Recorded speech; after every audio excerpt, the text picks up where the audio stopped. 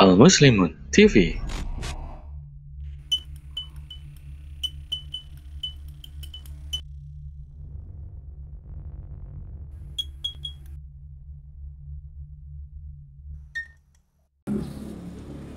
Bismillahirrahmanirrahim. Assalamualaikum warahmatullahi wabarakatuh.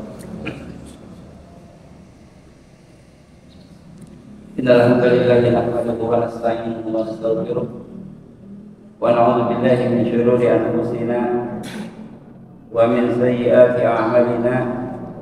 May yahdihillahu fala mudilla lahu wa may yudlil fala hadiya lahu. Asyhadu an la ilaha illallah wahdahu la syarika lah wa asyhadu anna Muhammadan abduhu wa rasuluhu la nabiyya wa la rasula ba'dah. Allahumma shalli wa sallim wa barik ala nabiyyina Muhammadin wa ala alihi wa ashabihi wa man tabi'ahum bi ihsan ila yaumiddin, tsumma ma ba'd. Bapak-bapak, ibu-ibu, rekan-rekan jamaah salat subuh rahimakumullah. Di kesempatan kali ini insyaallah kita akan sama-sama membahas tentang hutang piutang di dalam Islam. Kita akan mengambil beberapa hukum yang berkaitan dengan hutang di dalam Islam. Ya, hutang-hutang itu sering terjadi dan memang lazim terjadi di masyarakat.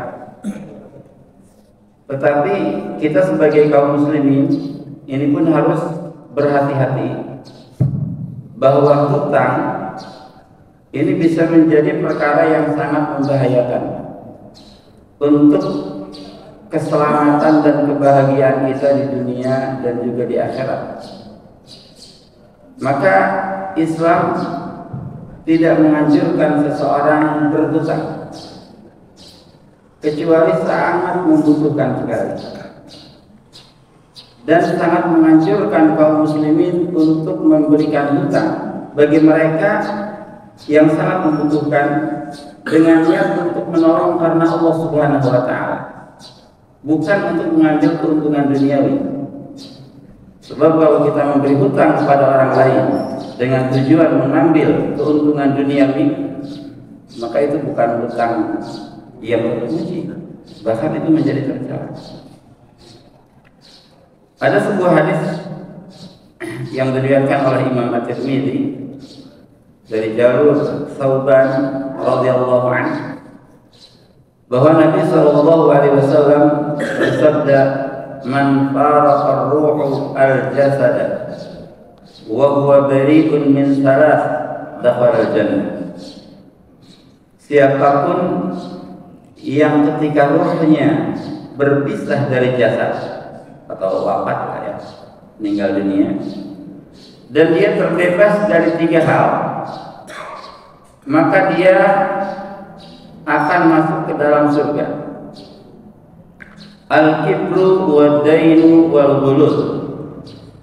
Yang pertama, terbebas dari sifat angkuh atau sombong. Yang kedua, terbebas dari hutang. Dan yang ketiga, terbebas dari ghulul. Ghulul itu artinya mencuri harta umat. Itu ghulul. Ya, mencuri harta umat. Nah, Rasul mengatakan di hadis riwayat At-Tirmidzi ini, siapapun seseorang yang wafat dan di hari wafatnya itu memang dia tidak sombong, tidak angkuh, terbebas dari hutang, tidak ada hak manusia yang ada padanya, kemudian dia memang tidak pernah menggunakan harta umat untuk dirinya, maka dia akan menerima.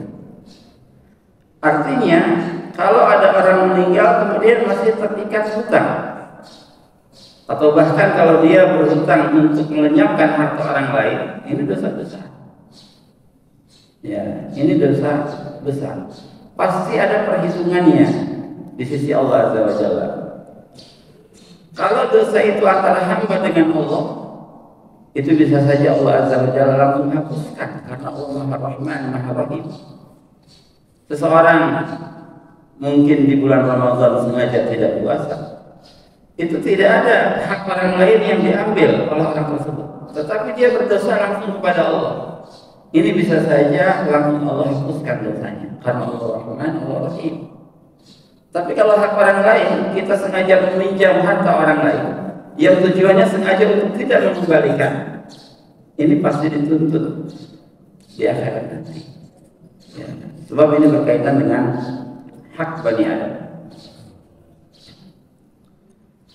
Nah kemudian jamaah Rasulullah, ada juga sebuah hadis yang diriwayatkan oleh Imam Ahmad dan juga oleh Imam Al-Hakim serta disepakati kesahihannya oleh Az-Zahabi rahimahullah. Ya. Dari Muhammad ibn Abdullah ibn Jahash radhiyallahu anhu, beliau mengatakan, kunna julusan bi fina'il masjid haitsu tudha'ul janazah. Kami sedang duduk-duduk di teras masjid, ya, yang mana jenazah itu biasanya diletakkan di teras itu. Wa Rasulullah sallallahu alaihi wasallam ra'suhu ila sama'. Ya. Dan Rasul sallallahu alaihi wasallam itu mengangkat kepalanya ke arah langit. Fanazara summa ta'sa'a basarahu. Kemudian beliau melihat ke atas, kemudian menundukkan pandangannya. Wa wada'a yadahu ala jabhatihi, dan Rasul meletakkan tangannya di atas keningnya. Summa qala, kemudian Rasul bersabda, subhanallah, subhanallah, Mada nazara min at-tashdid. Ya, segala puji bagi Allah, segala puji bagi Allah. Ya. Apa yang turun dari hal yang mengerikan ini? Kemudian fasakatna yaumana wa lailatan, maka kami pun setelah mendengar itu kami terdiam di siang hari kami dan juga di malam hari kami. Ya, falam naraha khairan hatta asbahna, dan kami tidak melihat kebaikan sampai kami masuk waktu pagi. Kemudian kami pun bertanya kepada Rasulullah SAW, ma tashdid alladzi nazal, wahai Rasulullah, apa perkara yang mengerikan yang turun itu? Kemudian Rasul mengatakan fiddain, yaitu perkara masalah hutang, kata Rasul. Kenapa? Beliau mengatakan wallazi nafsu Muhammadin biyadihi, demi Allah yang jiwa Muhammad ada di tangannya.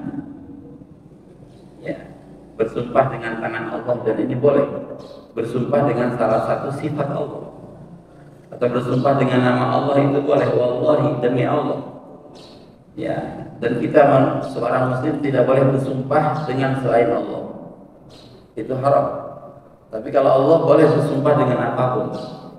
Was-sama'i wat-tariq, misalnya demi langit dan demi bintang. Wad-duha, demi waktu duha.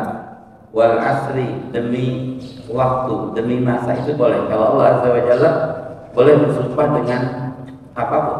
Tapi kalau makhluk itu tidak boleh bersumpah kecuali dengan nama Allah atau dengan sifat Allah. Nah, di sini Rasul bersumpah untuk menguatkan sebuah perkataan. Wallazi nafsu Muhammadin biyadihi, demi Allah yang jiwa Muhammad ada di tangannya. Lau anna rajulan qutila fi sabilillah tsumma ash, kalau ada seseorang yang terbunuh di jalan Allah kemudian hidup lagi. Tsumma qutila fi sabilillah ta'ala tsumma ash, kemudian dia terbunuh lagi di jalan Allah dan hidup lagi. Wa alaihi dain, dan dia punya hutang kepada manusia. Ma udkhilal jannah hatta yaqdi dainahu, dia tidak akan dimasukkan ke dalam surga sampai dia melunasi hutangnya. Jadi perkara hutang ini perkara yang tidak remeh. Ya. Bahkan Rasul SAW tidak mau menyolatkan seorang mayit yang dia masih punya tanggungan hutang. Ya. Tapi Tapi Rasul memerintahkan sahabat lain untuk menyolatkan. Ya. Tapi Rasul sendiri tidak mau menyolatkan. Walaupun memerintahkan sahabat lain untuk sholat. Ya. Arti menyolatkan ini mendoakan dengan rahmat. Sebab sholat jenazah itu adalah doa-doa untuk si mayit. Ya. Dalam Sahih Bukhari dari Salamah Ibnu Aqwa, ya, Salamah di orang Arab itu nama laki-laki, ya. Kalau di Indonesia bisa jadi nama perempuan, ya. Sama dengan Maisarah yang menemani Rasul berjalan berdagang di Syam, itu seorang laki-laki. Ya, di Indonesia jadi Maisarah jadi perempuan. Gitu. Ini dari Salamah Ibnu Aqwa. Dari Salamah bin Aqwa, qala kunna julusan inda Nabi sallallahu alaihi wasallam idh utiya bi janazatin. Kami duduk bersama Rasul sallallahu alaihi wasallam dan tiba-tiba didatangkan seorang jenazah. Ya, ada yang meninggal. Faqalu shalli 'alaiha. Maka mereka pun mengatakan, ya, salatkanlah jenazah ini. Faqala hal 'alaihi dain. Kemudian Rasul mengatakan, apakah dia punya hutang? Qalu la. Mereka mengatakan, tidak wahai Rasul. Fahal taraka syai'an? Qalu la. Ya, apakah dia punya harta yang ditinggalkan? Maka mereka pun mengatakan tidak. Fasalla 'alaiha. Maka Rasul pun menyolatkan orang itu karena tidak punya hutang, walaupun tidak punya harta untuk dibagikan sebagai waris. Summa utiya bi janazatin ukhra. Kemudian didatangkanlah jenazah yang lain. Faqalu ya Rasulullah shalli 'alaiha. Wahai Rasul, ya, mohon salat untuk jenazah ini. Faqala, kemudian Rasul bertanya, hal 'alaihi dain? Apakah dia punya hutang? Qila na'am. Ya, wahai Rasul, dia punya hutang. Qala fa taraka syai'an? Apakah dia meninggalkan harta? Qalu salas dananir. Dia punya 3 dinar yang diwariskan. Fasalli 'alaiha. Qala sallu 'ala sahibi. Ya, Rasul mengatakan salatkanlah oleh kalian jenazah ini. Tapi Rasul tidak mau menyolatkan karena dia punya hutang. Ya, mayat ini punya hutang. Rasul tidak menyolatkan, tapi Rasul memerintahkan sahabat untuk menyolatkan. Qala Abu Qatadah, dan salah seorang sahabat mengatakan, Abu Qatadah, "Shalli 'alaihi ya Rasulullah wa 'ala yadainuhu." Wahai Rasul, tolong salatkan jenazah ini, hutangnya saya yang nanggung. Ya. Nah, setelah ada jaminan fasalla 'alaihi, maka Rasul pun menyolatkan jenazah itu. Setelah ada jaminan. Ya. Ketika tidak ada jaminan, Rasul tidak mau menyolatkan orang tersebut. Ya. Walaupun para sahabat lain menyolatkan. Ini sebagai satu peringatan dari Rasul sallallahu alaihi wasallam bahwa kita sebagai kaum muslimin ini tidak boleh bermudah-mudah dalam berhutang. Ya, tidak boleh bermudah-mudah di dalam berhutang.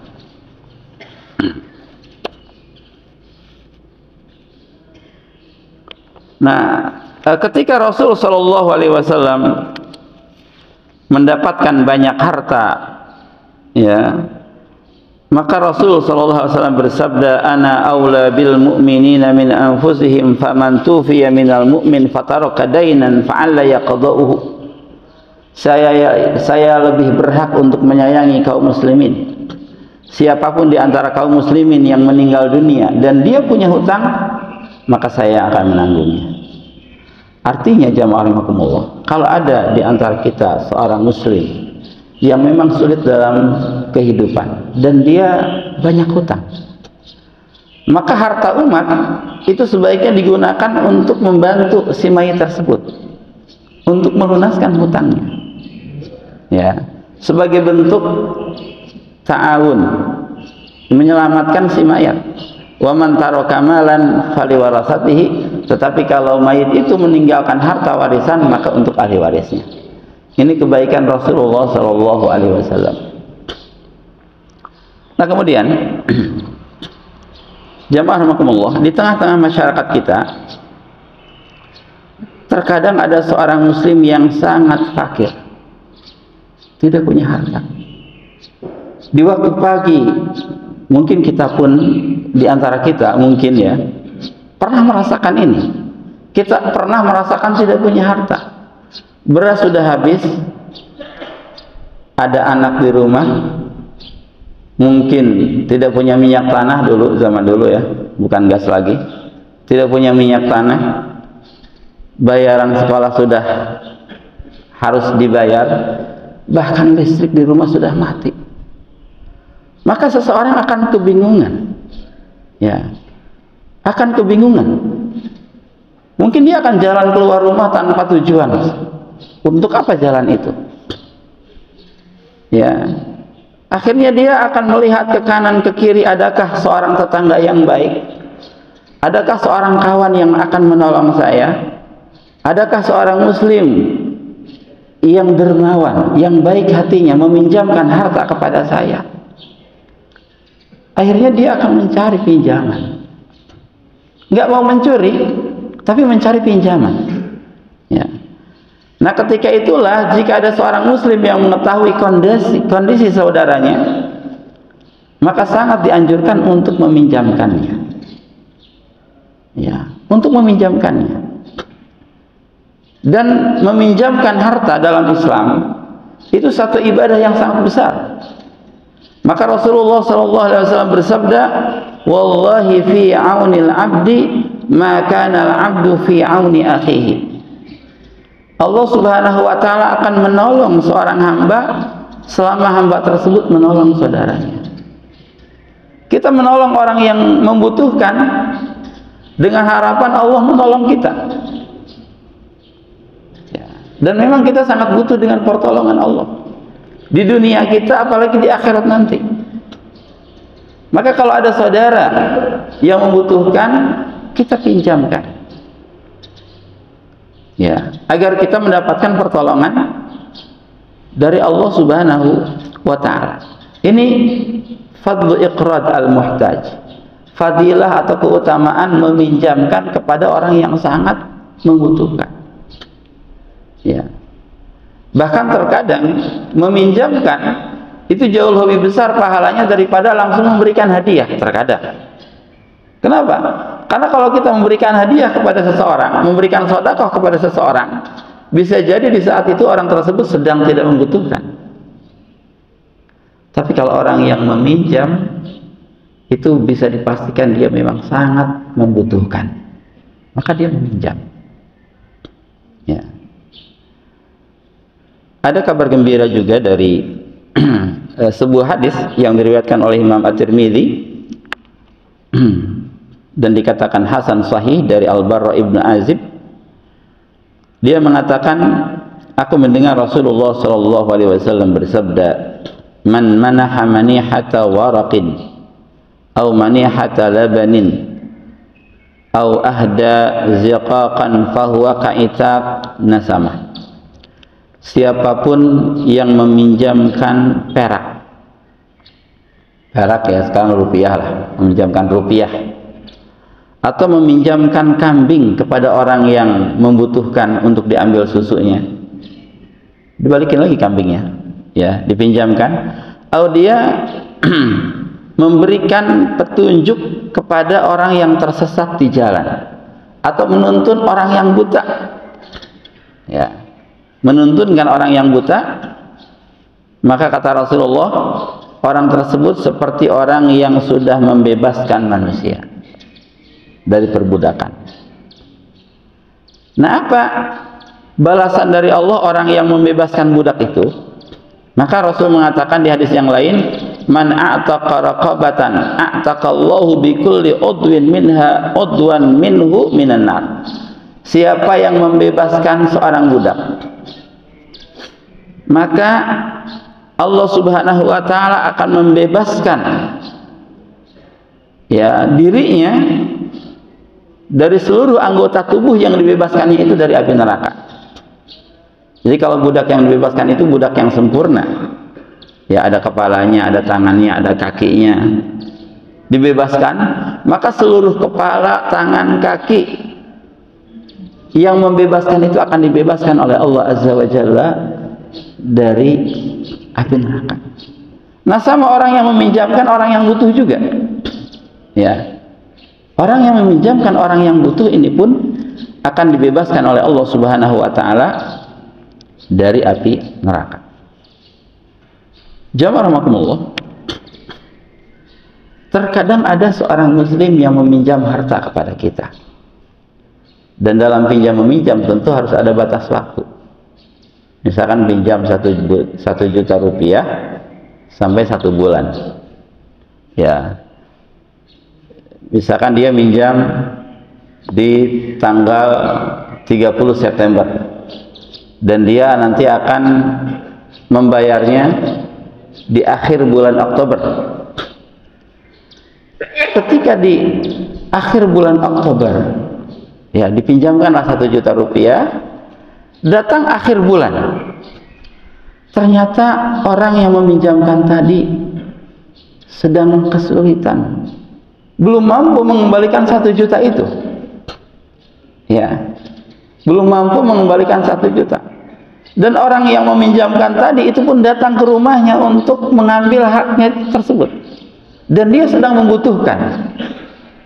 Ya, bisa dibayangkan orang yang berhutang sedang tidak punya uang untuk mengembalikan, sedangkan orang yang menghutangi itu sedang membutuhkan uang tersebut.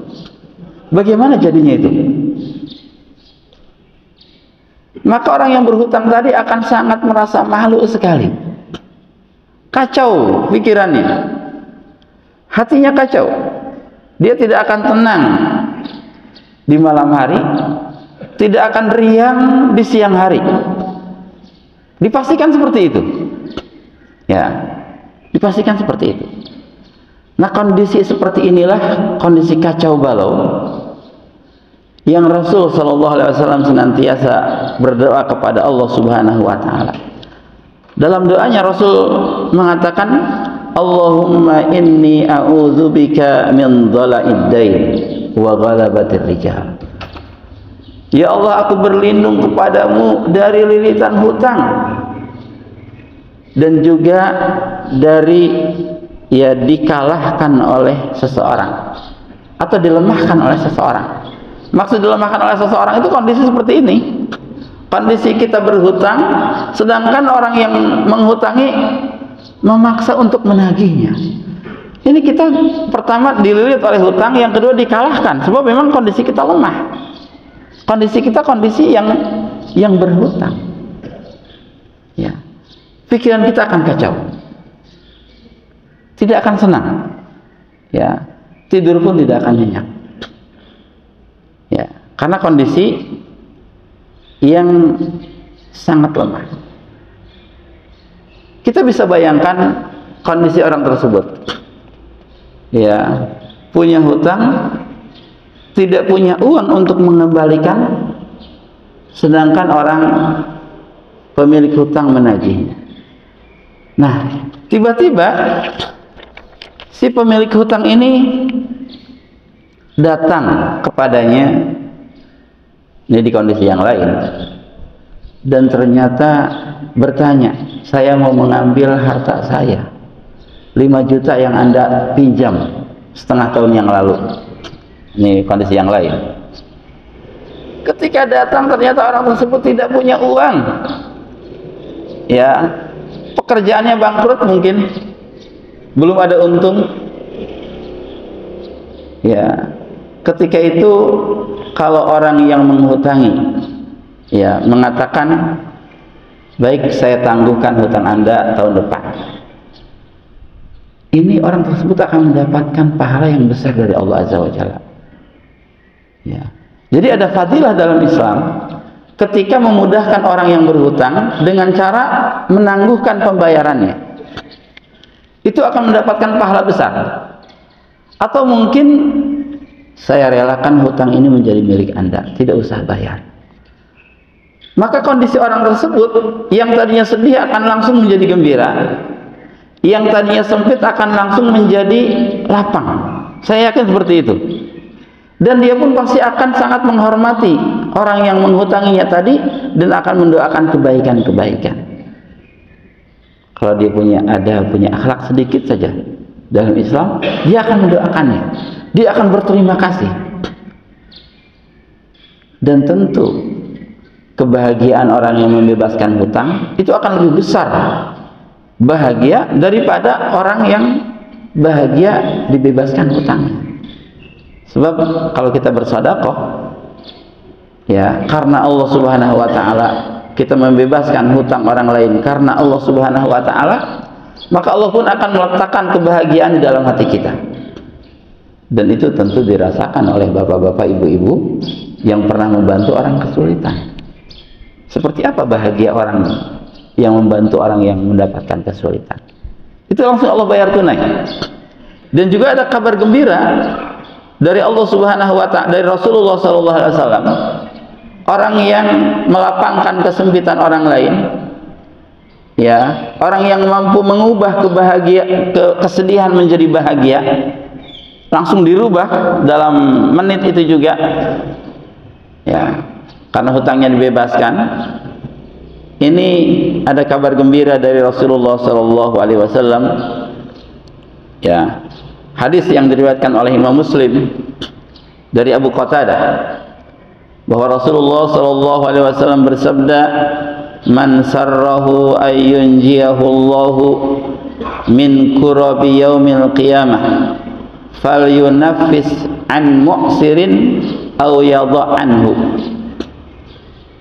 Siapapun seseorang yang ingin Allah selamatkan dari kesulitan-kesulitan hari kiamat, maka hendaknya dia longgarkan orang yang sulit membayar hutang atau bebaskan. Longgarkan atau bebaskan. Tujuannya agar kita dilonggarkan oleh Allah Azza wa Jalla, agar kita dimaafkan oleh Allah Subhanahu wa taala pada hari kiamat. Jadi hutang dalam Islam ini adalah muamalah yang sangat indah kalau dijalankan berdasarkan syariat Islam. Ya, dan akan menyebabkan kehidupan menjadi saling berkasih sayang antara orang kaya dan orang miskin, akan saling berkasih sayang. Kalau hutang piutang dijalankan sesuai dengan syariat Islam. Sebab tujuan hutang piutang itu memang bermuamalah bukan hanya dengan manusia, tapi bermuamalah dengan Allah Azza wa Jalla. Kita ingin ditolong oleh Allah. Jadi kalau ada orang yang menghutang, dia akan gembira, bukan malah lari, takut dipinjam duitnya. Ya, dia akan gembira, dia akan bahagia. Sebab tujuannya, ya, ingin mendapatkan pertolongan Allah Azza wa Jalla. Kalau dia sengaja ingin zalim, ingin menghilangkan harta kita, toh kita akan tuntut nanti pada hari kiamat. Tidak akan pernah rugi. Ya. Tapi sekarang hutang piutang di zaman modern sekarang ini sudah berubah fungsi. Tujuannya bukan karena Allah lagi, tapi tujuannya justru untuk mencekik masyarakat. Ya, untuk menjilat masyarakat. Ya, agar terlilit hutang dan agar dia mendapatkan keuntungan yang berlimpah. Bahkan bukan hanya face to face macam ini, pakai online. Setelah data pemilik telepon itu diambil, ya, dikirim KTP-nya, dikirim foto rumahnya, dikirim alamatnya, sudah terdeteksi di mana dia bekerja, siapa saja kawan-kawannya, siapa pimpinannya, itu sudah dipegang semua, baru dikirim. Harta dikenakan bunga. Ya, itu untuk menjilat. Ya, dan ini adalah sebuah riba. Ya, pinjam meminjam yang menarik keuntungan, kullu qardin jarra manfaatan fahuwa riba. Setiap peminjaman yang mendatangkan keuntungan duniawi, maka itu adalah riba. Dalam Islam hutang piutang itu bukan untuk itu, tapi untuk menolong kaum muslimin. Jamaah rahimakumullah, ketika seseorang yang dihutangi dan dia terus memberikan kelonggaran orang yang berhutang tersebut, dikarenakan memang tidak punya harta untuk mengembalikan, maka ada kabar gembira lagi dari Rasulullah SAW. Ya, man anzara mu'siran falahu bikulli yaumin mislahu sadaqah. Siapa yang menunda ya penagihan hutang untuk mereka yang kesulitan, maka setiap harinya terhitung sedekah sejumlah harta yang dipinjamnya tersebut. Setiap hari dia meminjamkan kepada orang lain 3 juta rupiah, hari ini harus bayar, ternyata dia belum bisa bayar, maka ya diberikan undur sampai sebulan yang akan datang. Maka 3 juta dikalikan sebulan, itu seperti sedekah. Dia seperti sedekah tiap hari, 3 juta, 3 juta, 3 juta, seperti itu. Dianggap sebagai bentuk sedekah karena dia sudah memudahkan orang lain, ya, menangguhkan penarikan hutang. Itu dianggap sebagai sedekah. Ya. Nah, kemudian Allah Subhanahu wa taala pun sangat menganjurkan untuk memberikan tangguh ya orang yang berhutang. Allah berfirman dalam surah Al-Baqarah ayat 280, wa in kana dzu usratin fanadhiratun ila maisarah wa an tasaddaqu khairul lakum in kuntum ta'lamun. Jadi bapak-bapak yang memberikan hutang kepada kaum muslimin yang lain, ini ada 2 pilihan, dan keduanya pilihan yang baik, dan ini adalah tuntunan Allah Subhanahu wa taala dalam surah Al-Baqarah ayat 280. Wa in kana dzu usratin fanadhiratun ila maisarah. Jika orang tersebut yang berhutang itu terkendala membayar hutang karena kemiskinan, ya, karena kefakiran, fanadhiratun ila maisarah, maka tangguhkanlah sampai dia memperoleh kemudahan untuk membayarnya tersebut. Wa antasaddaqu, jika kalian mensedekahkannya, artinya membebaskan hutang tersebut, khairul lakum, maka itu lebih baik bagi kalian daripada nunggu-nunggu hutang untuk kembali. Ya, itu lebih baik memberikan sedekah kepada mereka yang ya kesulitan. Ya, khairul lakum in kuntum ta'lamun, jika kalian benar-benar mengetahui pahala apa yang Allah berikan kepada kalian. Ya. Nah, ini akhlak untuk mereka yang memberikan pinjaman. Tapi akhlak untuk mereka yang meminjam, nah ini jangan sekali-kali kita memperlihatkan diri kita masih susah padahal dia punya duit. Nah, ya, padahal dia punya uang untuk membayarnya, tapi memperlihatkan dirinya seolah-olah masih belum punya uang. Ini kezaliman. Ya, matlul ghani zulmun. Menunda-nunda bayar hutang padahal dia mampu mengembalikannya, zulmun adalah sebuah kezaliman. Ya. Jadi ada seorang yang berhutang, coba mengamanahkan diri kita. Kalau kita berhutang, jadikan kita adalah orang yang amanah. Jadikan kita orang yang dipercaya oleh sahabat kita yang pernah menolong kita. Ya. Jadikan kita orang yang amanah. Kalau kita sudah menetapkan ya 30 September adalah untuk membayar hutang, maka kalau kita punya uang, kita datang kepada orang tersebut untuk lunasi tepat waktu, atau bahkan sebelumnya, Deadline 30, 28 sudah bayar. 28 sudah bayar. Ini orang yang berakhlak ketika dia berhutang. Ketika dia tersentuh oleh kesulitan, maka jangan diam. Kasih kabar. Minta maaf. Datang ke rumahnya. Atau telepon kalau tidak bisa datang. Pak, maaf saya belum bisa bayar.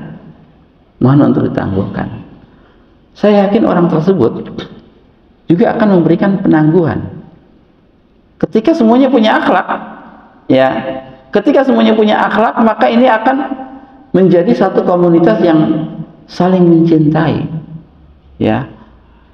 Tidak malah diam, memberi kabar tidak, ya, menyapa tidak, datang tidak, langsung menghilang dia, punya ilmu hilang, ya. Punya ilmu menghilang dia setelah berhutang, dan itu tidak sedikit, ya. Jadi keburukan akhlak dari orang yang menghutangi itu banyak, keburukan akhlak dari orang yang berhutang juga banyak. Sehingga dari sinilah hutang piutang yang tadinya syariatnya menjadi syariat yang indah terlihat jadi buruk. Jadi orang menghindar dalam masalah, ya, ketika mau dihutangi dia menghindar. Kenapa? Ya, banyak masyarakat yang seperti itu, walaupun tidak seluruhnya, ya, tidak semua seperti itu, tapi sedikit orang yang amanah, orang yang berakhlak ketika menghutangi atau ketika menerima hutang itu sedikit, ya. Maka mari kita kembali kepada ajaran Islam, ya, kembali kepada ajaran Islam. Nah, jamaah rahimakumullah, di dalam riwayat lain dikatakan bahwa membebaskan hutang bagi orang yang benar-benar kesulitan, bagi saudara kita yang benar-benar kesulitan, ini adalah, ya, satu amalan yang bisa menyebabkan seseorang mendapatkan ampunan dari Allah Subhanahu wa taala dan terbebas dari neraka. Dalam sahihain, ya, dalam hadis riwayat Bukhari dan Muslim dari Hudzaifah radhiyallahu an, Rasulullah sallallahu alaihi wasallam bersabda, ya, talaqqatil malaikatu ruha rajulin mimman kana qablakum. Dahulu ada seorang laki-laki yang diambil ruhnya oleh malaikat. Ini Rasul yang berkisah dalam sahihain, artinya ceritanya sahih, ya. Jadi ada seorang laki-laki yang diambil ruhnya oleh malaikat, faqalu, kemudian malaikat ini bertanya kepada laki-laki ini, a'amilta minal khairi syai'an, apakah engkau pernah melakukan satu kebaikan? Qala la, maka orang tersebut tidak ingat. Enggak, saya enggak punya kebaikan. Qalu tadzakkar, coba ingat-ingat lagi. Qala, maka dia pun mulai mengingat. Kuntu udayinun nasa fa unziral musir wa atajawaz anil mu'sir. Dahulu aku sering memberikan hutang kepada manusia, dan aku akan menanti, ya, pengembalian dari mereka yang mudah mengembalikan, dan aku membebaskan mereka yang kesulitan untuk mengembalikan. Jadi kalau yang mudah-mudah mengembalikan, ditunggu pengembaliannya, tapi yang sulit aku bebaskan hal itu. Maka Allah Azza wa Jalla berfirman, ana ahaqqu bidza minka tajawazu an abdi. Aku lebih berhak melakukan hal itu daripada engkau, wahai hambaku, maka bebaskan hambaku ini.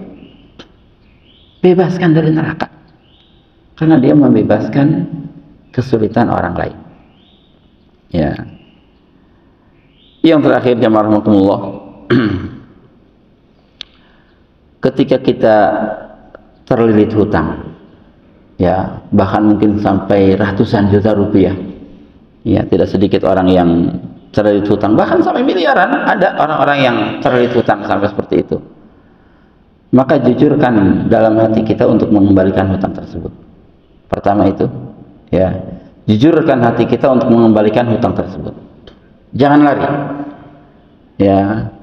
Kemudian usahakan untuk kembalikan dan juga berdoa kepada Allah Azza wa Jalla. Ada satu amalan ya yang diajarkan oleh Rasulullah sallallahu alaihi wasallam. Ya. Doa ini Rasul ajarkan kepada Ali bin Abi Thalib. Rasul bersabda kepada Ali bin Abi Thalib, "Ala u'allimuka du'aan law kana 'alaika jabalun minad dain addahu Allahu an?" Wahai Ali, maukah engkau aku ajarkan sebuah doa? Seandainya kamu punya hutang sebesar gunung, maka Allah Azza wa Jalla akan bantu untuk melunaskan itu. Qultu bala ya Rasulullah. Mau wahai Rasulullah.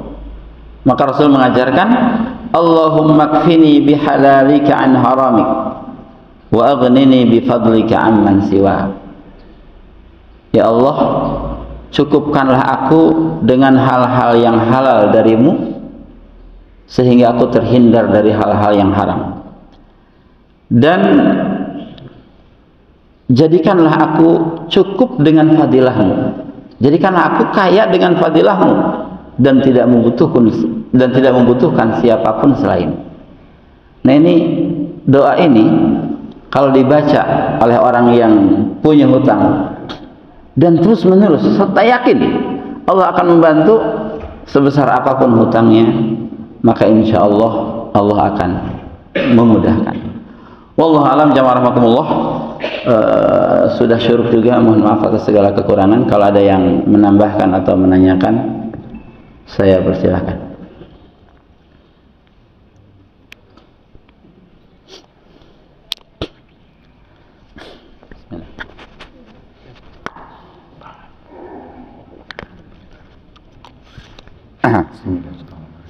Assalamualaikum warahmatullahi wabarakatuh. Assalamualaikum warahmatullahi wabarakatuh. Kadang-kadang di dalam pemberian hutang kita tidak ada ijab kabul batas waktu. Nah, kemudian jadi kadang-kadang kita ragu nggak enak tuh kalau nagih dan lain-lain gitu, karena memang bantu orang gitu ya. Itu mungkin gimana kira-kira Ustaz kalau ngasih hutang tapi tidak ada batas waktu? Iya. Terima kasih. Wassalamualaikum warahmatullahi wabarakatuh. Waalaikumsalam warahmatullahi wabarakatuh. Iya. Jadi memang itu kurang lengkap ya syarat-syaratnya. Hutang itu adalah meminjamkan kepada orang lain harta dengan batas waktu. Kalau tanpa batas waktu itu pemberian saja, kan tanpa batas waktu, gitu ya. Atau kalau memang sudah menjadi urf, kebiasaan, maka jadikan batas waktunya itu adalah kebiasaan. Ya, biasanya di masyarakat ini ngembalin utang kapan sih? Bulan muda misalkan. Maka bulan muda itu adalah batas waktunya, ketika tidak ditentukan, gitu ya. Maka boleh menagih di bulan-bulan ketika seseorang biasanya menerima kafalah atau gajian dari perusahaannya. Itu jadikan sebagai batas waktu ketika memang tidak dilafazkan. Tapi memang baiknya dalam hutang ini dicatat, kemudian ada dua orang saksi, dua orang laki-laki sebagai saksi, kemudian ditentukan batas waktunya. Dan itu Allah Azza wa Jalla tuangkan ayat terpanjang di dalam surat Al-Baqarah, bahkan ayat terpanjang dalam Al-Quran lah, namanya ayatud dain, ayat hutang ya. Jadi ayat hutang itu ayat terpanjang, sampai satu halaman full, satu ayat ya, di Al-Baqarah 282 itu ayat hutang, sampai Allah Azza wa Jalla mendiktekan tata cara berhutang. Disunahkan untuk mencatat, walaupun boleh untuk tidak mencatat, tapi sunahin hukumnya, tidak wajib. Para ulama mengatakan disunahkan untuk dua orang saksi laki-laki, tanda tangan di situ ya, terutama hutang-hutang yang khawatir akan menjadi perkara ke depannya sampai jutaan, puluhan juta, ratusan juta, itu harus ada saksi ya. Kemudian kalau tidak ada 2 orang laki-laki, maka boleh 1 orang laki-laki plus 2 orang perempuan sebagai saksi. Ya, ditentukan kapan dia menerima hutang tersebut dan kapan akan mengembalikannya. Nah, di tanggal pengembalian inilah kita akan datang, kita akan lihat kawan kita ini dalam keadaan seperti apa. Di situ sikap kita, sikap akhlak kita. Kita menagihnya dengan cara baik atau tidak, dia menyambut kita baik atau tidak. Ya, apakah kita akan menangguhkan ketika dia belum bisa berhutang, ataukah kita akan menyadakohkan sebagiannya atau menyadakohkan semuanya. Itu hak dari orang yang menghutangi, atau tetap menunggu ya sampai dia mudah membayarnya. Wallahu a'lam.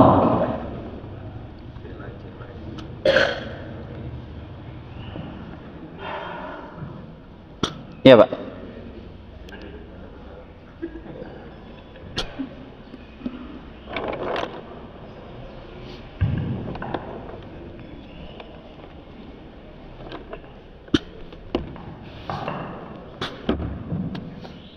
Assalamualaikum warahmatullahi wabarakatuh. Waalaikumsalam warahmatullahi wabarakatuh. Mewakili Pak Asul. Kalau saya berhutang, misalnya hutang sama Faisal, itu kan urusan saya dengan Islam. Saya kapan harus bayarnya? Nah, sekarang kalau misalnya negara Indonesia ini berhutang, siapa yang sudah menjawab dan siapa yang membayarnya, Pak? Dan kapan batasan waktunya itu? Ya mungkin itu karena dengan hutang yang menumpuk ini kan dirasakan oleh rakyatnya itu semakin susah gitu. Assalamualaikum warahmatullahi wabarakatuh. Waalaikumsalam warahmatullahi wabarakatuh. Iya, ini hutangnya hutang kolektif ya. Baik. Allah alam ya. Ya sepertinya yang mengambil kebijakan pada waktu itu. Ya, sebab memang yang mendapatkan fasilitas ya biasanya orang yang ikut tanda tangan itu. Kalau kita nggak ikut tanda tangan, ya biasanya seperti itu. Orang yang mendapatkan fasilitas terbanyak ya dia yang mendapatkan tanda tangan itu. Dan memang terbukti ketika negeri kita negeri yang berhutang, ya negeri kita pun diremehkan karena memang banyak hutangnya, gitu ya, tidak punya izzah. Maka kalau kita orang yang jarang berhutang, insya Allah izzah kita, ya kewibawaan kita itu akan lebih tinggi daripada ketika kita mudah berhutang. Ya, jadi yang bertanggung jawab, yang lebih bertanggung jawab adalah dia yang bertransaksi pada waktu itu. Entah siapa yang bertransaksi saya nggak tahu juga. Ya, tapi begitu. Allah a'lam. Allah a'lam. Ya. Oh iya Pak. Ketika kita pinjam, kemudian ada borong, ada jaminan. Apakah jaminan itu bisa kita uangkan atau bisa kita miliki apabila dia tidak bisa bayar? Iya, jaminan dari hutang piutang ya, itu bisa kita miliki atau bisa kita uangkan, terserah kita. Sebab itu adalah jaminan hutang. Ya, dengan batas tempo ditentukan dulu. Jika tanggal sekian Anda tidak mampu membayar hutang, maka ini milik saya. Kalau sudah menjadi milik saya, ini seperti gadai ya, ini sudah menjadi milik saya, itu boleh terserah pemiliknya, baik diuangkan ataupun dimiliki, itu boleh dengan jaminan ya. Nah, kalau juga jaminan itu lebih besar daripada hutangnya, maka diperhitung aja.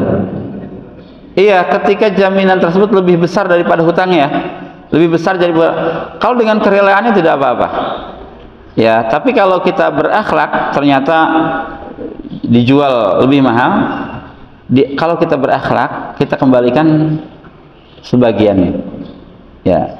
Ini permainannya permainan akhlak ya, dan memang Islam itu menganjurkan umatnya untuk bermain di ranah akhlak, bukan bermain di ranah hak dan kewajiban, gitu ya. Hak dan kewajiban itu permainan minimal, tapi kalau akhlak itu permainan yang lebih terpuji ya. Kalau kita berhutang kepada orang lain 1 juta, kepada saudara kita, hak kita atau kewajiban kita mengembalikan 1 juta. Tapi kalau kita bermain dengan akhlak, kita berikan 1 juta plus hadiah untuk orang yang sudah berbuat baik tadi. Ya, itu akhlak. Ya, itu lebih dikedepankan oleh Islam, dan itu bukan riba, dengan syarat tidak menjadi kebiasaan, ya, dan juga tidak diakadkan sebelumnya. Wallahu alam, mohon maaf atas segala kekurangan, saya kira cukup ya. Insyaallah kita lanjut pada pertemuan yang akan datang. Subhanakallahumma wa bihamdika asyhadu an la ilaha illa anta astaghfiruka wa atubu ilaik. Assalamualaikum warahmatullahi wabarakatuh.